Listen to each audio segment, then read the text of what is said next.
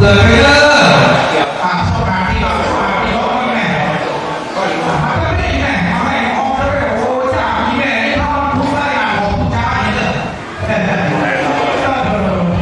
ความไม่กล้าจะเอาว่าเราไม่นอนใจเดียวกันเขาบอกแม่ว่าแม่ความนั่นหนูแม่มาเนี่ยไอ้แม่ที่มาแล้วก็พอเขาบอกว่าโมทนาเขาส่งลูกเขาส่งบ้านเลยหิวสองได้มาให้หมอแห่งสาวบาทอย่าโมทนาแล้วเอาเลยเอาลูกที่บาทเทศบาทไปเขาทอดแม่เทศแสนดู50 บาทป้าใหม่ใช้ที50 บาทบอกให้เธอแม่เที่ยวสภา100 บาทเอาสมุนไพรพี่50 บาทเอาจากพาแกเรา200 บาทเอาต้นร้อยรวยเลี้ยงลูกแก้ว100 บาทก็ลงเถิดสมัครการ100 บาทผู้ใหญ่สมควรโยสี100 บาทผู้สมภัยเรือสีแค่ผู้ใหญ่100 บาท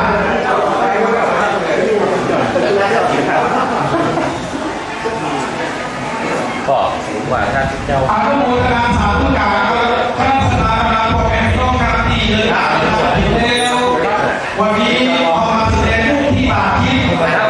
ดงความยินดีกับหลวงพ่อที่ได้สั่งสอนนะครับที่ได้รับบนบ้านกันต่อพระราชทานผ้าไทยสัตว์ป่าพระพุทธเป็นเจ้าคณะตำบลไร่หินในราชธินามที่รถเกล้าพระบาทสมเด็จพระวชิรเกล้าเจ้าอยู่หัวพ่อหลวงรัชกาลที่10ได้ก็คือเขาเอาแหละไม่ต้องครับขึ้นไปที่ว่าว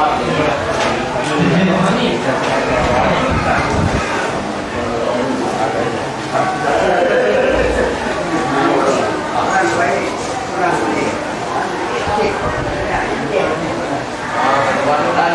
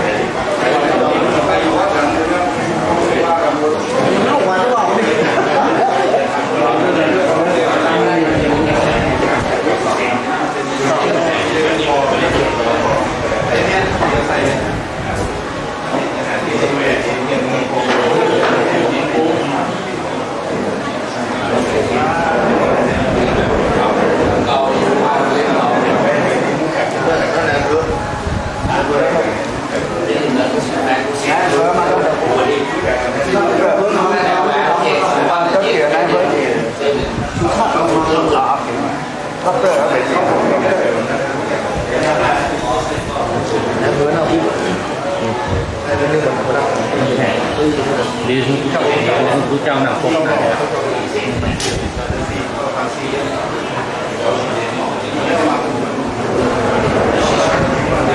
thấy kia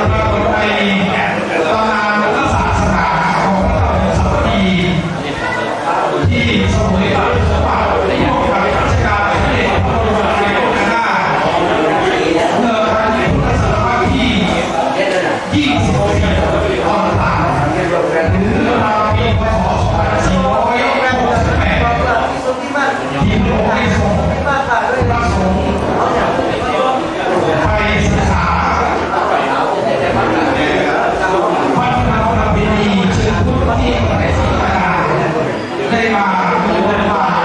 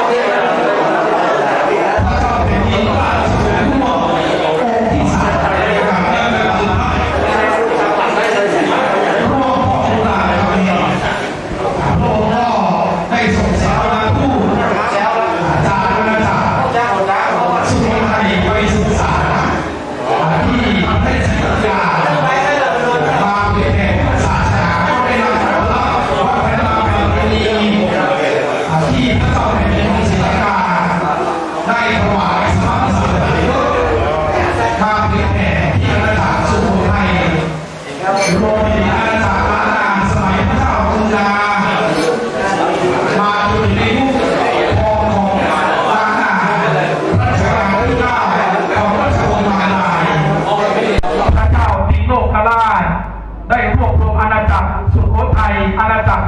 ทุกการรวบรวมเข้ากับอาณาจักรล้านนา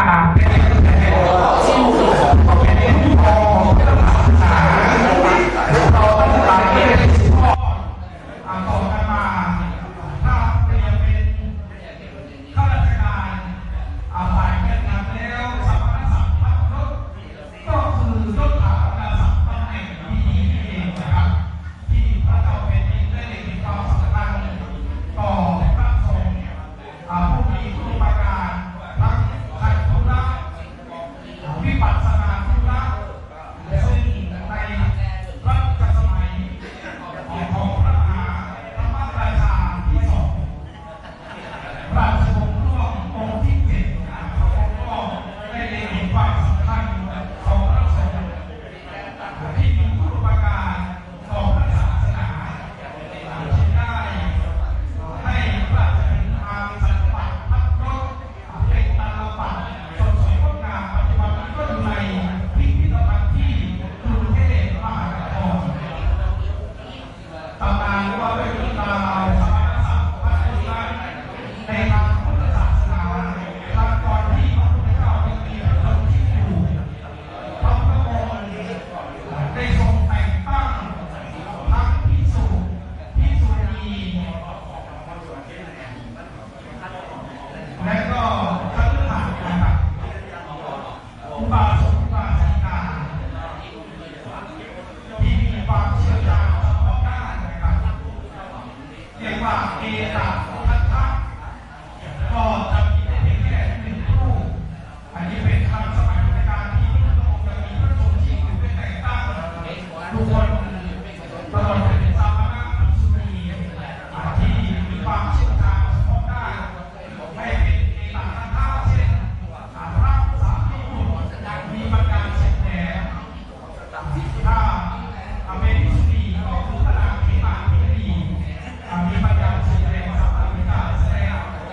พระสูตรได้ต่อจากพระองค์ทรงยกต้องไว้แบบนี้หรือถ้าเป็นอุบาสกอุบาสิกาที่เกี่ยวกับในพุทธศาสนาด้านพระพุทธศาสนารุ่น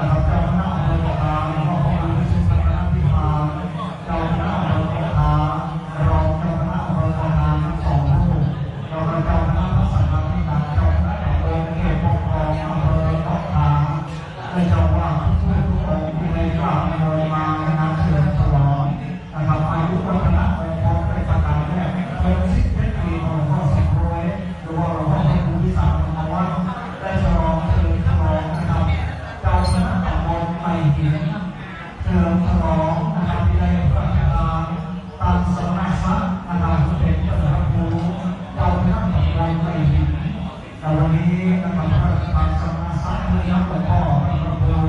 ธิสารธรรมวัฒน์อันนี้เราเป็นเรื่องบุญของหลวงพ่อนะครับเนาะไอ้สองเองมาเป็นเจ้าว่าแล้วก็กำลังขอสำนักสัตว์ไปนะครับเป็นเจ้าว่าแต่ผมแต่ตั้งใจเองนะครับผมอะไรต่ออะไรว่าเป็นเจ้าให้ผมเราที่ก็เป็นเรื่องบุญเราต้องไปในเดินทัศนจารนะครับเราเริ่มกันอยู่เรื่องบุญอาจารย์ในเรื่องของเราเข้ามาตามเข้ามาได้เข้าสู่พิธีกรรมในศาสนาเพื่อจะได้เป็นบุญเป็นกุศลครั้งนี้เวลาเราไปตามครับ49 นาทีเราจะได้ดำเนินการตามเราต่อไป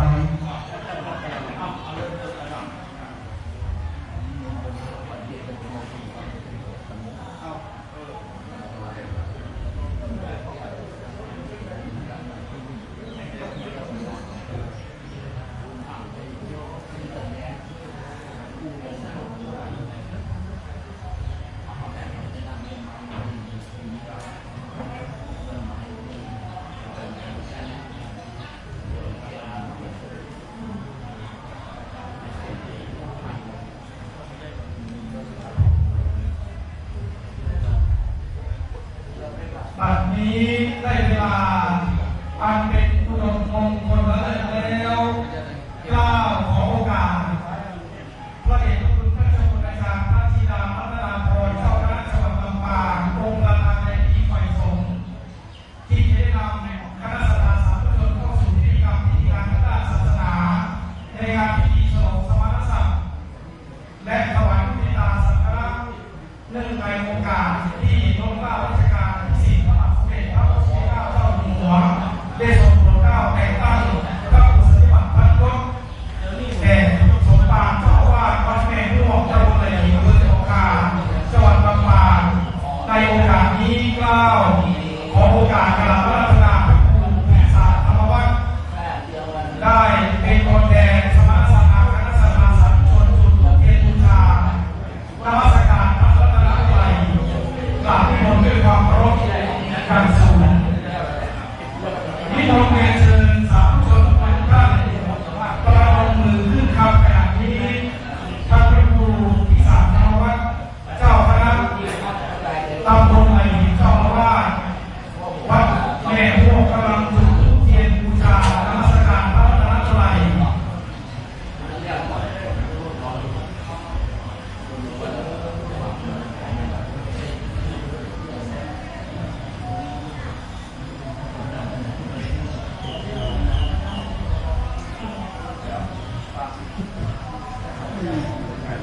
เอาขอรับขอพ่อท่านพระครูเราเลยพระครูสุเมธรัตนานุรักษ์ที่ปรึกษาเจ้าคณะอำเภอพอกขามเจ้าว่าพระแก้วตอนเขาไปเรียนตาเอาไปเรียนตาเสีย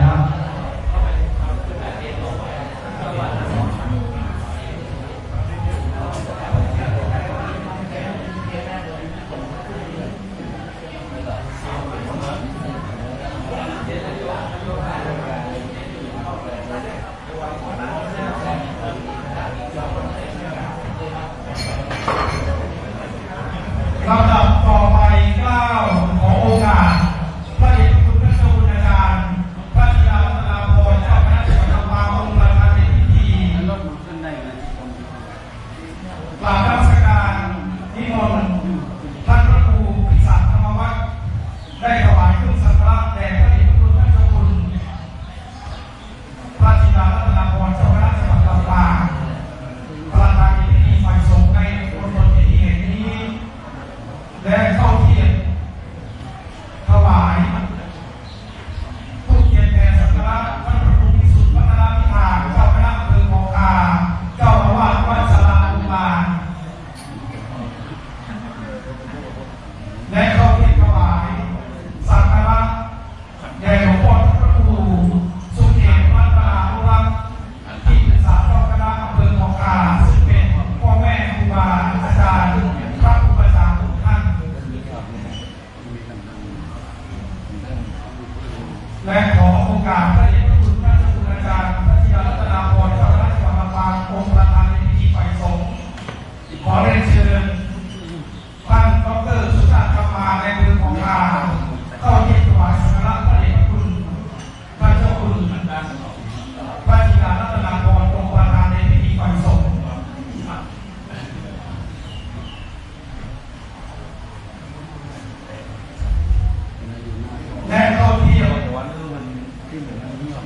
ถวาย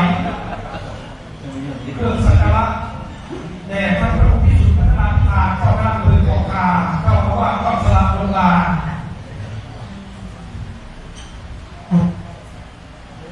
และถวายท่านพระครูสุเกศรัตนานุรักษ์ที่ปรึกษาเจ้าคณะอำเภอคลองคาเจ้าอาวาสวัดไม้แก้วตลาด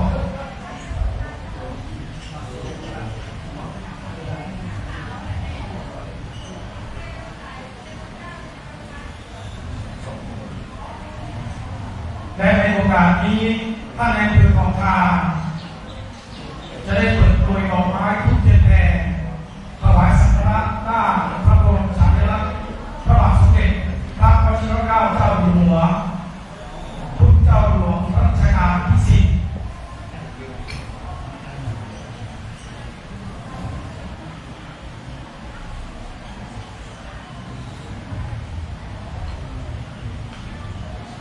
ลำดับต่อจากนี้ขอเรียนเชิญศาสนพิธีกรอาจารย์ดร.จิรศักดิ์ ปันลำอาจารย์ประจำคณะพุทธศาสตร์มหาวิทยาลัยจุฬาลงกรณราชวิทยาลัยวิศวกรรมการได้นำพุทธศาสนิกชนพุทธบริษัทที่มาร่วมงานกล่าวคำนมัสการบูชาพระรัตนตรัยไหว้พระสมาทานเอกสิทธิ์ในลำดับต่อไปบรรดาพ่อแม่พี่น้องนักศิลป์ที่เคารพรักทุกท่านนะครับเราต่อไปนี้เราขอถวายสักการะบูชาดอกไม้ทูบเทียนไหว้พระสมณะเอกศิลป์ที่มาจากนั้นคณะสงฆ์ได้เจริญสืบราชการตามเราต่อไปอิมินาสังฆาเรนะปุรามาภิปุชญามิอิมินาสังฆาเรนะธัมมามาภิปุชญามิอิมินาสังฆาเรนะสังฆังอาภิปุชญามิอะระหังสัมมาสัมพุทโธภะคะวาพุทธังภะคะวันตังอะภิวาเทมิสวาคาโตภะคะวะตาธัมโมธัมมังนามัสสามิสุปฏิปันโนภะคะวะโตสาวกสังโฆสังฆังนามามิ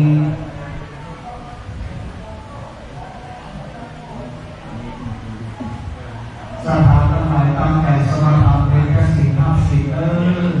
มายังพัตเตติสาระเอนาสาหะปัญจศีรานิยัญญามานุติยังพิมายังพัตเตติสาระเอนาสาหะปัญจศีรานิยัญญามาทัตเตยังพิมายังพัตเตติสาระเอนาสาหะปัญจศีรานิยัญญา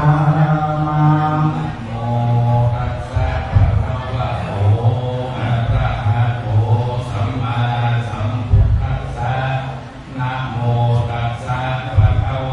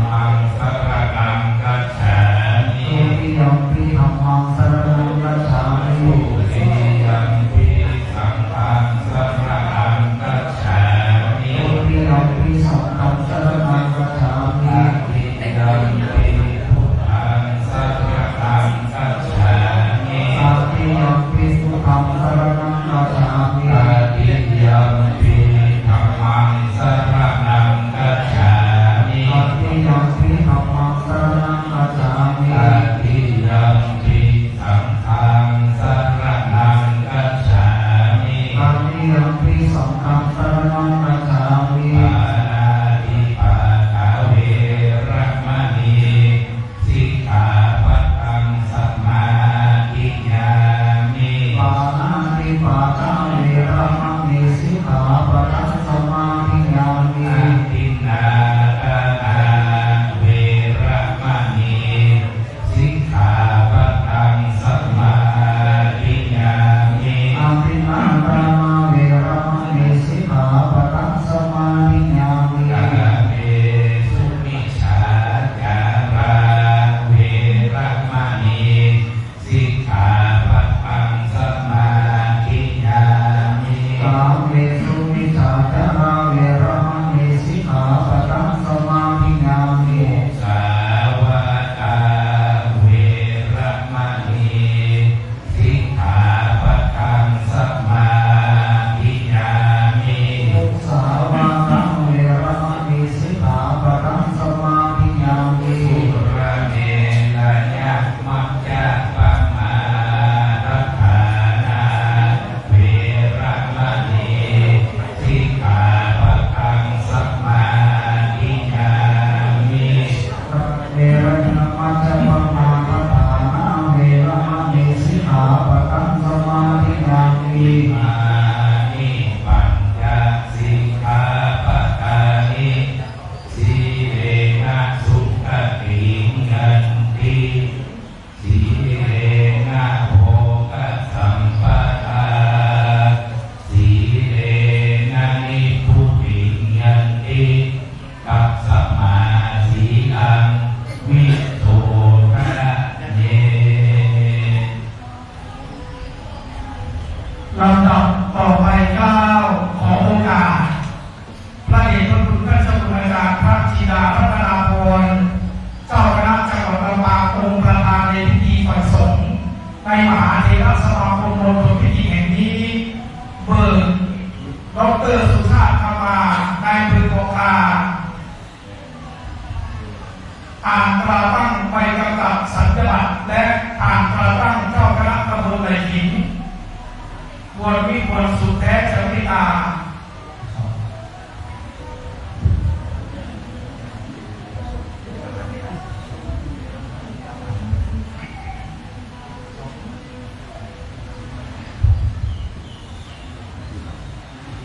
ให้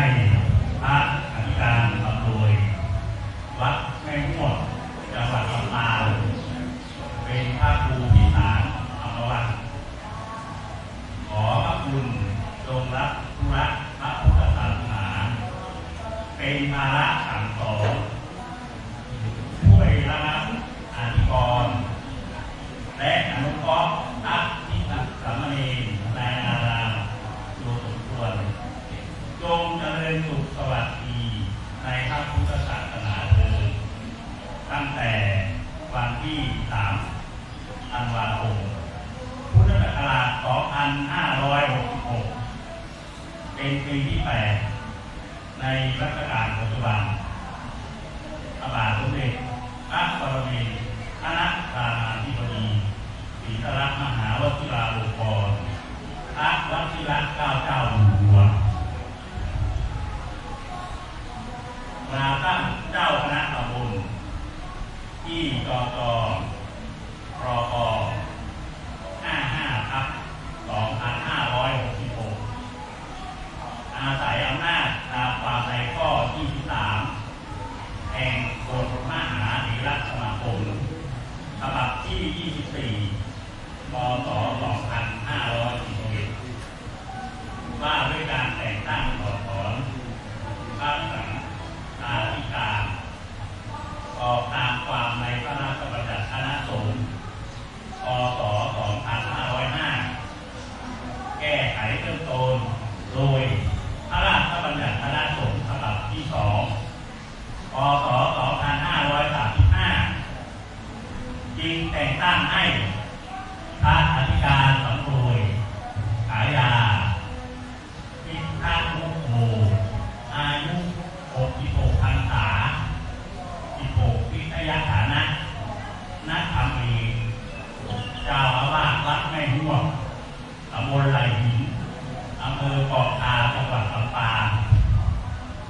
งตำแหน่งเป็นเจ้าคณะตำบลไหลหินอำเภอเกาะคาจังหวัดลำปางมีอำนาจหน้าที่ปกครองคณะสงฆ์ในเขตตำบลของตนตามกฎหมายมหาเถรสมาคมฉบับที่ 23 พ.ศ. 2541 ว่าด้วยระเบียบการปกครองคณะสงฆ์ขอทูลถึงความเจริญงอกงามไพบูรณ์ในพระพุทธศาสนาตลอดกาลนานเทอญแต่งตั้งณวันที่ 1 เดือนพฤศจิกายน พุทธศักราช 2566 พระอินทรารัตนาภรณ์เจ้าคณะจังหวัดลำปาง ชยันโตโพธิยามุ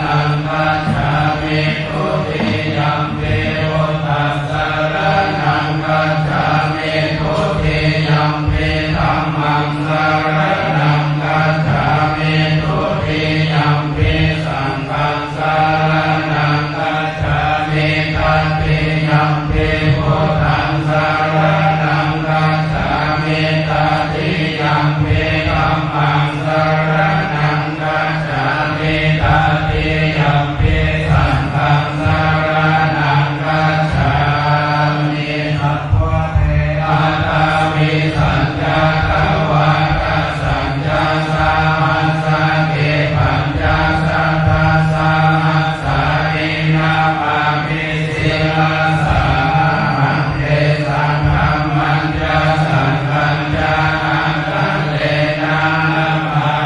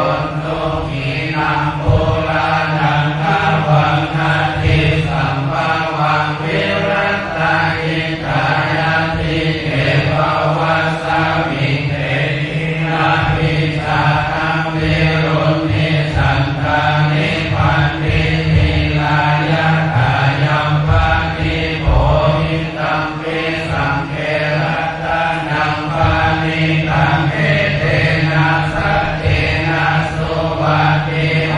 ตุตัมจัสสะปะโลกัสสะมิมานะสัมภาวะเยอะปะริมาณังโพธังคะโตจัตติลิยังจาสัมภารังนาเวรังนาสัพพะนันติตังจารังนิสิโนวัสสยานโนวายาวาตัสสะวิคันตมิโนเอตัสสะทิมานิตายามัมมะเกตัมปินารังติคัมมาโตเตจินจานุปะคัมมาสีลาวาทัสสะเนนะสัมปันโน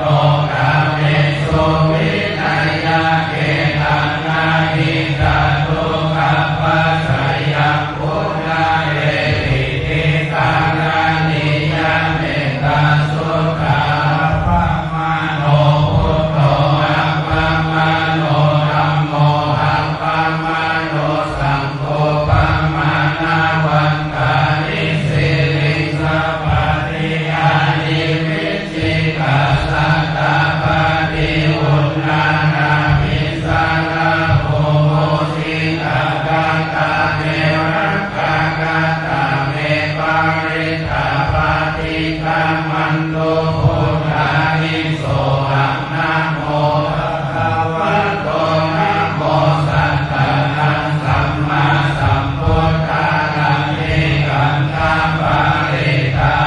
เทสยัมทะโอมาเอการาชาอาริสาวันโนปัฏฐาวิปัสสะโสตังตังนามัสสามิอาริสาวันนังปัฏฐาวิปัสสะสันตยัญจกุฏฐาวิมาเตมุทิวัสสังเยพระมานาเวทะกุสัพพะธัมเมเตเมนะโมเตจามังปะกัญญันโตนะมะโตพุทธานังนะมะโตโกหิยานะโมวิมุตตานังนะโมวิมุตติยานิมังโสภาริตังกันตวะโมโรจาลาติเอสันดาภิโร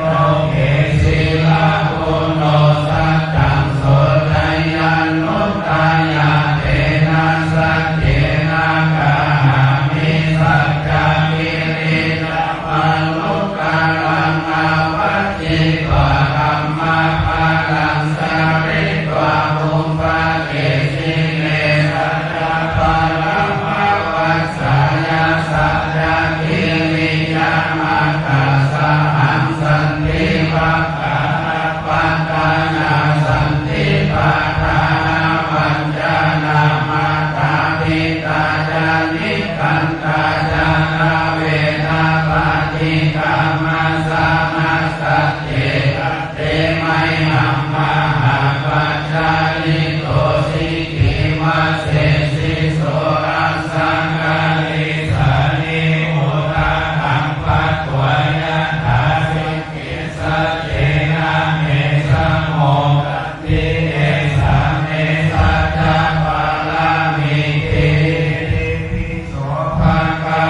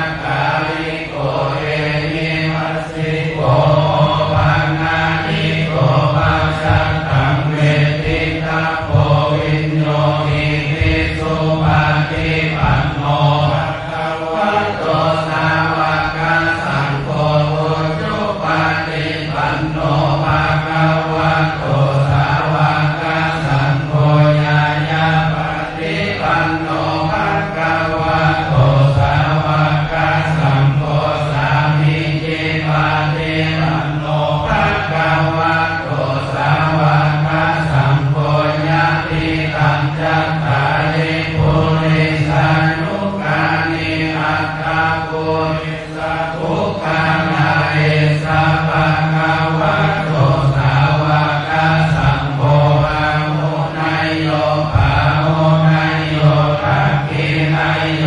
อัจฉริการะมิโยอนุตตรังปุญญเขตังโลกัสสติปัสสิสานามาโตจักขุมันตัสสะสิริมาโตสิกิสะเปนามาโตสัพพะพุทธานุกัมมิโนเวสะโพสานามาโตนาหะกัสสะธัมปัสสิโนโตกัปโปสังกัสสะมาราเสนะปะมะติโนโกนาคัมมานัสสะนามาโตคัมมานัสสะอุสิมาโตกัสสะปัสสะนามาโตวิปัมมุตตัสสะสัพพะทิอันกิรัสสะสะนามาโตสักกายพุทธัสสะสิริมาโตโยอิมันคัมมามาเตเสสิสัพพะทุกขปานุทานังเยนะเปเนพุทธาโลเกญาตาโพสันติสังฆาโตธัมมานังวิจายโยตถามิมิยังปิเตปัสสติโมสังฆาจันทกะปันเลสัมมาทุเปกะโพจังกาสันเตเตสัพพะทัสสินามุนีนาสัมมากัปปะทามิตาภะโมริกาตาสังวัตันติอาปิญญายานิพพานายาจะโพธิญาเอเตนะสัจจวัจเจนะโสติเตโหนโตสัพพะกาเอกัสสมิงสมาเจนะโภโมคัลลานันจะกัสสะปังกิลาเนตุกิเตติสวะโพธังเกสัทธาเตสายิเตจัตตังกาภินันติตวะโลกาโมจิงโสตังกาเนเตนะสัจจวัจเจนะโสติเตโหนโตสัพพะทาเอกาตาธัมมาราชาภิเกลันเจนะภิติมิโตจุนทัตเตเรนะตันเทวะปนาเปตวานัสสะทะลังสัมโมทิปะจานาปะทาธัมมาวุฒาสิตานัสโสเอเตนะสัจจวัจเจนะโสติเตโหนโตสัพพะกาปะหินาเตจานาปะทาตินังนัมเปมาเนสินัมมัคคานาตากิเลสาวะปัตตานุปัฏฐิธัมมาตังเอเตนะสัจจวัจเจนะโสติเตโหนโตสัพพะทายันตุนิมิตังอาวะมังคลัญจโยธัมมานาโภรตุนัสสะสะโตปะปังกะโหโตโสภินังนาคันตังพุทธานุภาเวนะวินาศเมโตยันตุนิมิตังอาวะมังคลัญจโยธัมมานาโภสังฆัสสะสะโตปะปังกะโหโตโสภินังนาคันตังธัมมานุภาเวนะวินาศเมโตยันตุนิมิตังอาวะมังคลัญจโยธัมมานาโภสังฆัสสะสะโตปะปังกะโหโตโสภินังนาคันตังสังฆานุภาเวนะวินาศเมโตยันติเมสารานังอัญญังพุทโธเมสารานังวะกังเอเตนะสัจจวัจเจนะโหนตุเตชัญญามังคลังนันติเมสารานังอัญญังธัมโมเมสารานังวะกังเอเตนะสัจจวัจเจนะโหนตุเตชัญญามังคลังนันติเมสารานังอัญญังสังโฆ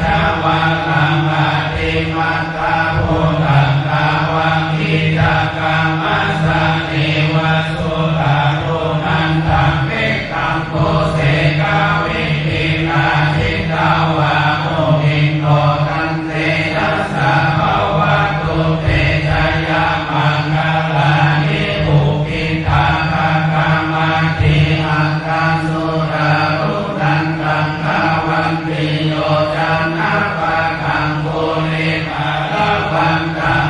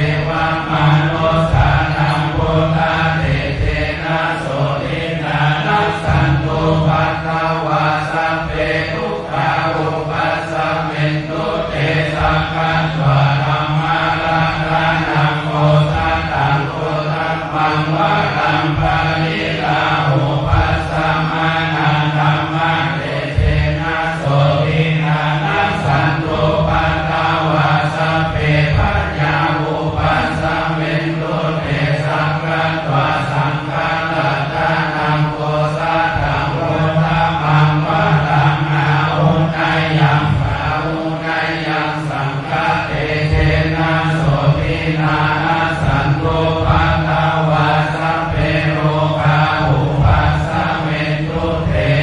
เทโวนิสาวิทยโยธัมโมโลเกอันโนตาโลสัพพะสัตตาอิทัตตายะตังขวังค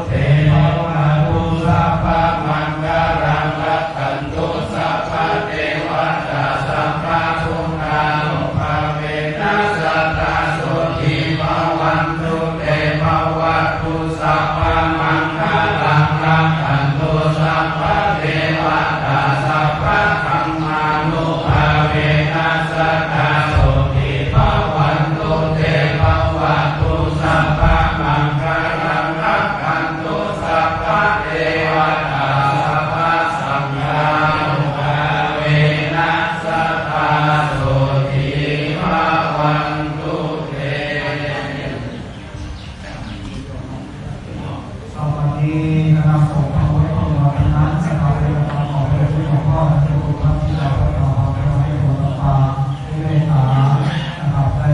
เจอผู้รู้สึกว่าที่เราไปน้องจะได้สุมาก็ตามแล้วเราจะได้เอาคำถวายกับเราต่อไปนะครับสาธุสาธุสาธุอาหารวันตามิสัมมาทุกขานังสัพพะโตสัมมาธัมเมธัมเตสาธุ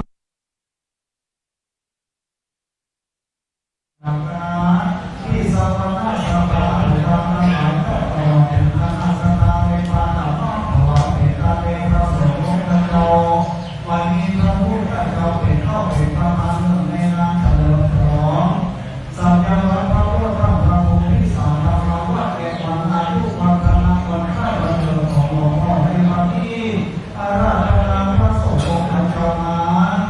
ทำบุญถวายเป็นการในวันนี้ข้าพเจ้าทั้งหลายขอน้อมถวายและผู้ประไถ่ในยธรรมในยธรรมเอาหน้าเอาเองทรงถวายเป็นพระโอ้ใส่ได้ขอให้แก่น้ำอันบริสุทธิ์สะอาดสัจจะมาพระองค์เป็นผู้มีอานิสงส์เกิดการก็ได้ท่านแต่สาราผู้ข้าและไปไปสู่ชั้นฟ้าในเอกภาในโลกนี้เป็นแค่ที่อยู่มาทั้งหลายเอาเป็นการเราว่าเป็นการที่มีการทำถามว่ามีว่าสาธุสาธุอาหารมาลาสิวะสายแห่งเป็นแห่งธรรมะว่าได้สุขาสุขใจโลหิตว่าการการมีโยนิวาระการเจโยโหทุกโลเอาทั้งถวายพร้อมกันและระหว่างโยนสาวพร้อมกันนะครับนะโมตัสสะภะคะวะโตอะระหะโตสัมมาสัมพุทธัสสะนะโมตัสสะภะคะวะโตอะระหะโตสัมมาสัมพุทธัสสะนะโมตัสสะภะคะวะโตอะระหะโตสัมมาสัมพุทธัสสะอิมานิมะยังพันเตภัตตานิสังฆทานานิสัพพะริวารานิภิกขุสังฆัสสะโอโรทัญญามะสาธุโตภัตเตภิกขุสังโฆอิมานิภัตตานิสังฆทานานิสัพพะริวารานิปะริคันหาตุอาหารังทิคารัตถามิตายะทรงถวายญาณาแต่พระสงฆ์ผู้เจริญข้าพเจ้าทั้งหลายขอน้อมถวายซึ่งภัตตาหารพร้อมทั้งสังฆทานบริวารทั้งหลายเหล่านี้แด่พระภิกษุสงฆ์ขอพระภิกษุสงฆ์จงรับซึ่งภัตตาหารพร้อมทั้งสังฆทานบริวารทั้งหลายเหล่านี้ขอข้าพเจ้าทั้งหลายเพื่อประโยชน์เพื่อความสุขความเจริญแก่ข้าพเจ้าทั้งหลายตลอดสิ้นกาลนานเถิดสาธุ ลำดับต่อไปข้าขอโอกาสพระเดชพระคุณท่านเจ้าคุณการพระจินดารัตนาพรเจ้าคณะจังหวัดลำปางเจ้าอาวาสวัดพระแก้วรอเต้าสุธารามพระอารามหลวงองค์ประธานในพิธีไฟสงฆ์ในมหาเทรสมาคมบนพิธีแห่งนี้ฐานมงคลการเจ้าภาพผู้ภาวนาตนที่จะได้เข้าพิธีถวายพระเพทการเข้าสู่พิธี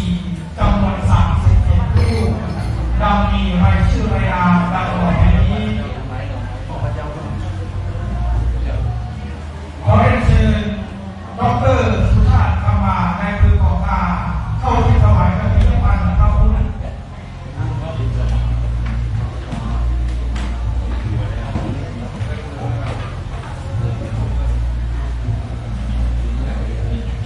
ลำดับต่อไปพระสงฆ์ที่ดี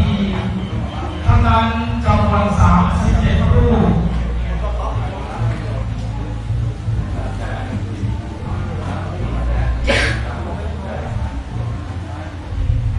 ขอเรียนเชิญท่านสก.ธรรมรัตน์ชินพงศ์สมาชิกสภาองค์การบริหารส่วนจังหวัดลำปางเข้าที่ถวายเช่นนั้นพระเดชพระคุณพระเจ้าคุณการพระจินดารัตนาพรเจ้าคณะจังหวัดลำปางองค์ประธานในพิธีไฟสงฆ์ลำดับต่อไปพระสงฆ์พิธีทั้งนั้นขอเรียนเชิญท่านกำนันอุดมจำปากำนันตำบลไตรกิวขอเรียนเชิญผู้ใหญ่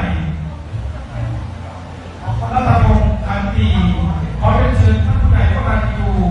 พุทธา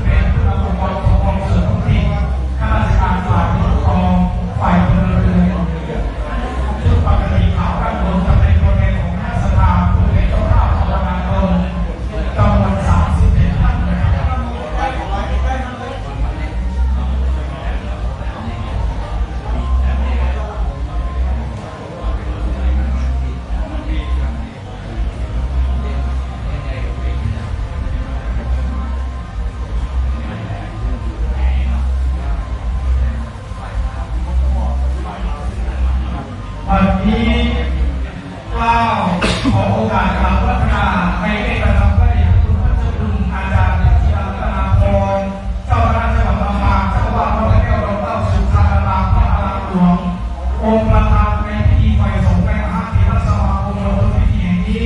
ได้เมตตาสัมโภชนีและถามนำพระสุพิธีนั้นอนุโมทนาเป็นลำดับต่อไปคนที่คอยชมนะครับ พระมหาเถระเถระสายทุกผู้สิบองค์พระองค์สุดท้ายของทางเราพระอำเภอพบพระเป็นต้นเป็นประธานพรท่านนายอำเภอพบพระก็เปิดผู้ชาเข้ามาพร้อมโดยนายกองค์กรปกครองส่วนท้องถิ่นกำลังและผู้ใหญ่บ้านทั้งหลายสภาญาติโยมทั้งหลายวันนี้ตามนักในพวกของเขาในแค่มือนี้ที่มีพระคุณสมโภชสัญญาบัตรพันยศและสาธารณบนของท่านพระครูสาธรรมวัฒน์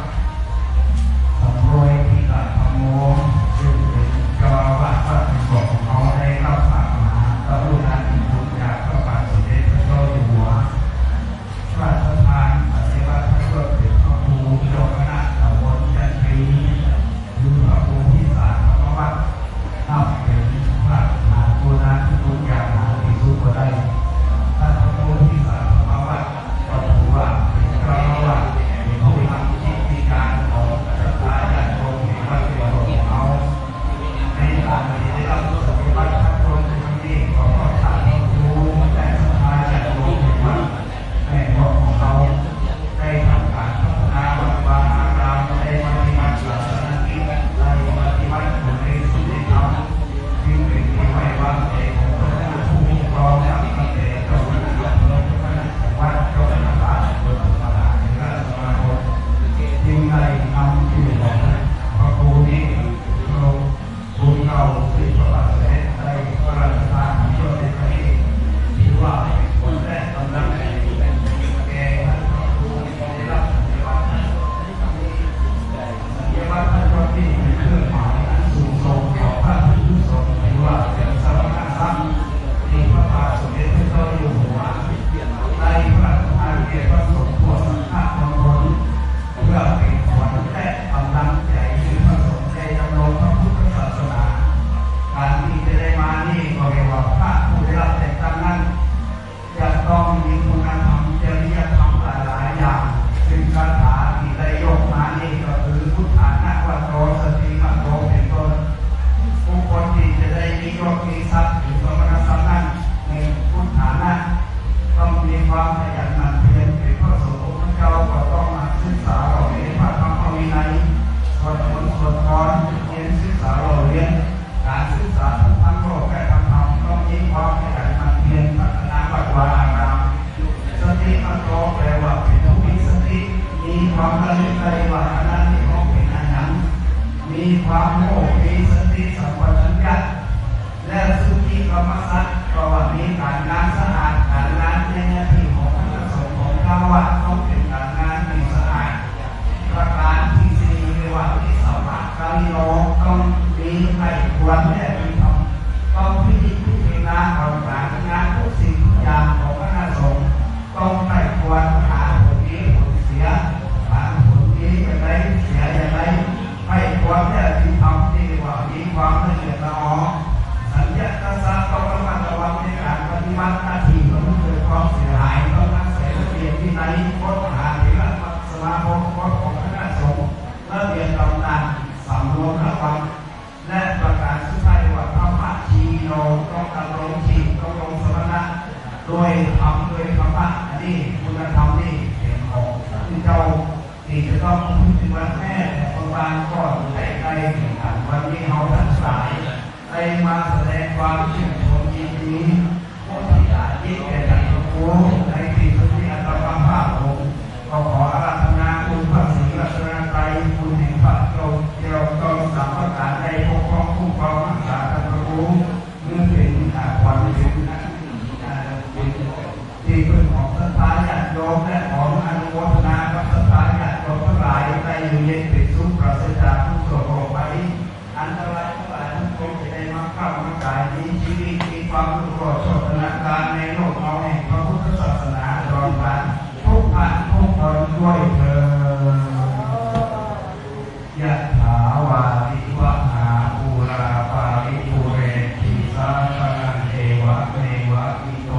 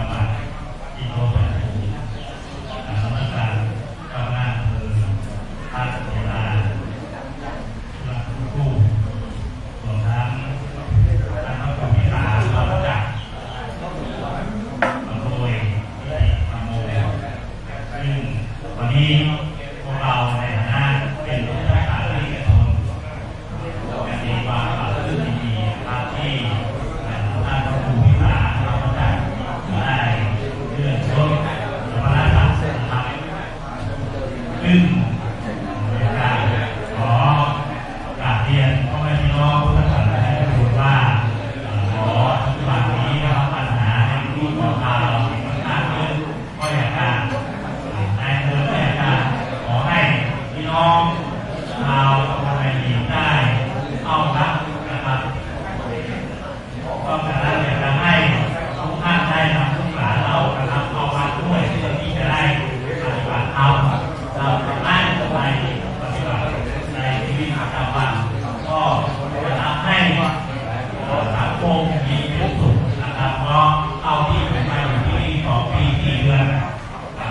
ผู้รักษาที่ทุกคนโดยส่วนใหญ่จะปล่อยปละละเลยอยากค่อยๆเอามาในวัดในวาโดยเฉพาะลูกหลานเราต้องปลูกฝังก็ได้แต่จริงๆนะครับปัญหาต่างๆก็อยากปลอดภัยแต่ผมก็อยากจะขอเรียนของความร่วมมือต้องให้พี่น้องนะครับด้วยนะครับอย่างนี้ก็ต้องขอกราบขอบคุณทุกภาคส่วนที่ได้ในการจัดงานให้สมเกียรติแล้วก็เรียบร้อยในวิธีนะครับขอกราบขอบคุณเป็นอย่างสูงยิ่งครับในนามพุทธศาสนิกชนทุกบริษัทการท่านดร.สถานคำมาในนะครับรับโอกาสนี้ครับ